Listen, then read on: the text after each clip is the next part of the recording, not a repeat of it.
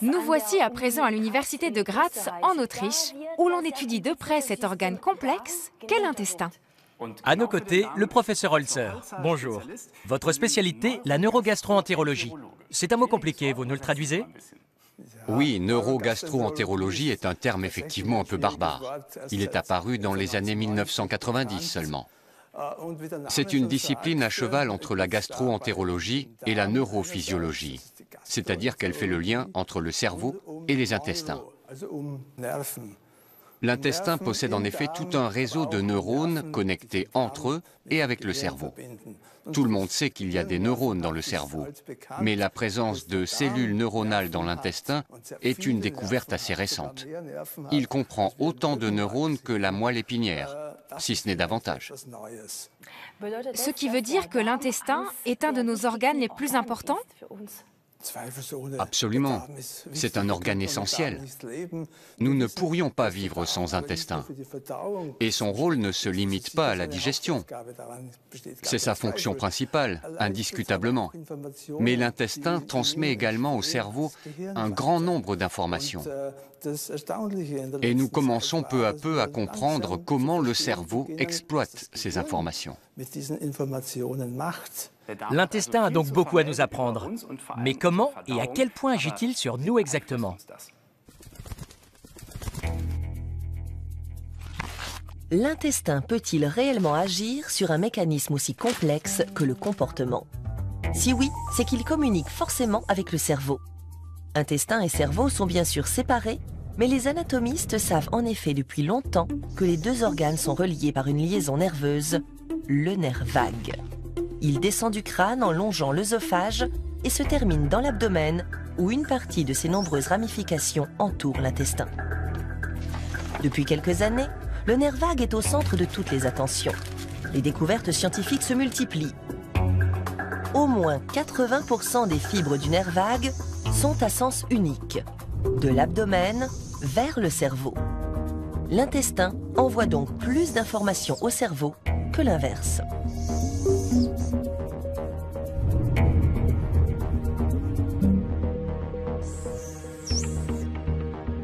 En 1862, l'anatomiste Leopold Auerbach avait observé au microscope un vaste réseau de fibres nerveuses entre les parois musculaires. Depuis, les scientifiques ont découvert que l'intestin, comme le cerveau, contient des neurones, plus de 100 millions. Autre point intéressant, les neurones du cerveau intestinal utilisent les mêmes neurotransmetteurs que ceux du cerveau crânien, comme la sérotonine.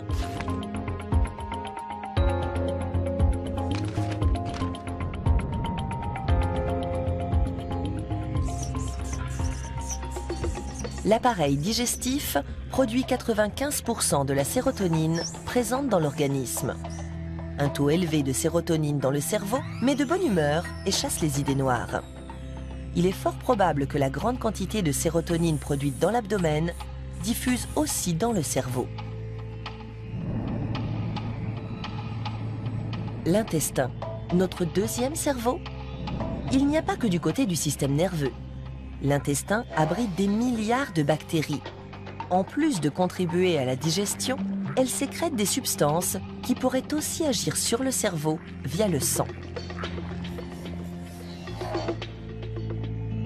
Des expériences avec des souris ont déjà livré de solides indices qui montrent le lien entre l'intestin et le cerveau. Bien nourries, elles deviennent plus hardies par exemple. Chacun de ces éléments ne constitue pas une preuve, mais devant ce faisceau d'indices, une conclusion s'impose, l'intestin influe sur le cerveau et donc sur le comportement. Moi aussi, j'aimerais bien me transformer par la magie de la nourriture. Professeur Holzer, la nourriture pourrait me changer en superwoman? Je crois que ce n'est pas pour demain, même si ce n'est pas totalement dénué de fondement, d'après les expériences sur les animaux tout du moins. Si on pouvait obtenir les mêmes résultats sur l'homme, ce qui n'a pas encore été fait, je répondrais oui à votre question. Que sait-on déjà sur les effets de la nourriture sur notre comportement? Lors d'études épidémiologiques de grande ampleur, des volontaires ont été soumis à des régimes alimentaires différents du point de vue de la qualité. Et nous avons constaté que la nourriture a bel et bien un effet sur le comportement humain. On a pu noter de grandes différences au niveau de leur humeur, selon qu'ils avaient une bonne alimentation ou qu'ils mangeaient ce qu'il faut bien appeler des cochonneries. Sur quel type d'état psychique agit-elle?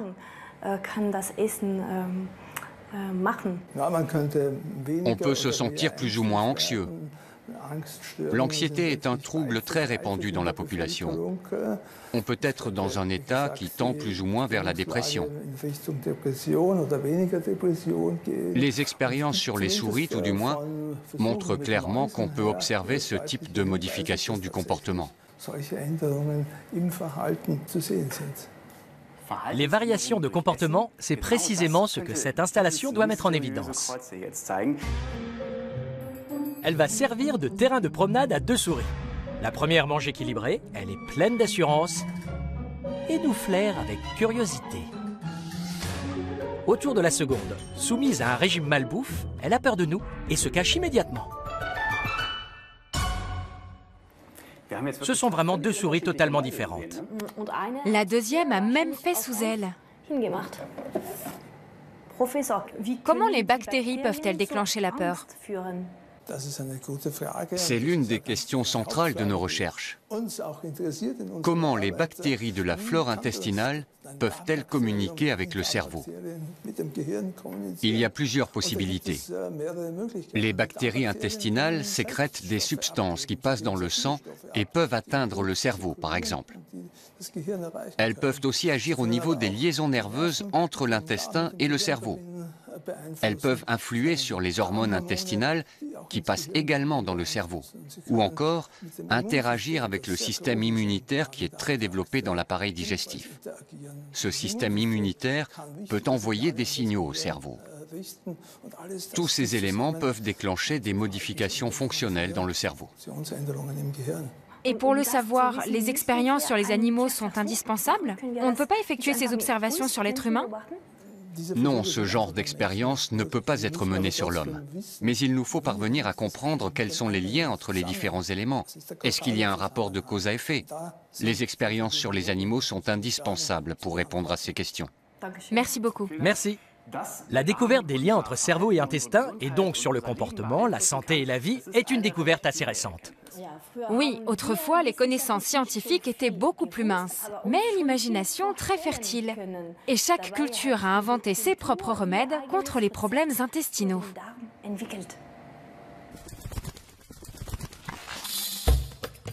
Depuis la nuit des temps, la digestion et ses conséquences sur la santé sont une énigme pour l'humanité. Les Égyptiens considèrent l'intestin comme un foyer de maladie. Sa purification est un rituel important à la cour des pharaons. Les médecins qui la pratiquent portent le titre de berger de l'anus.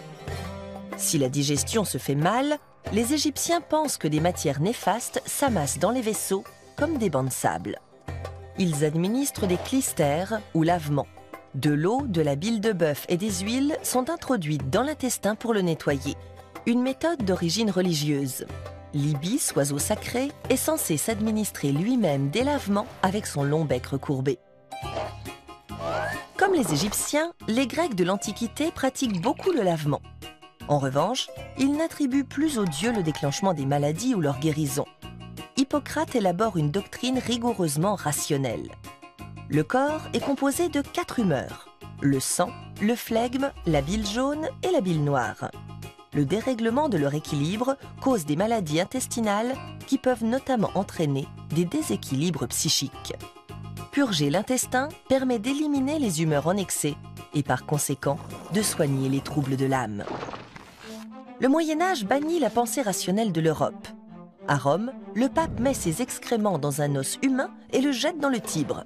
Il espère, en le faisant régulièrement, se débarrasser ainsi de ses problèmes de transit. La Renaissance remet le rationalisme à l'honneur.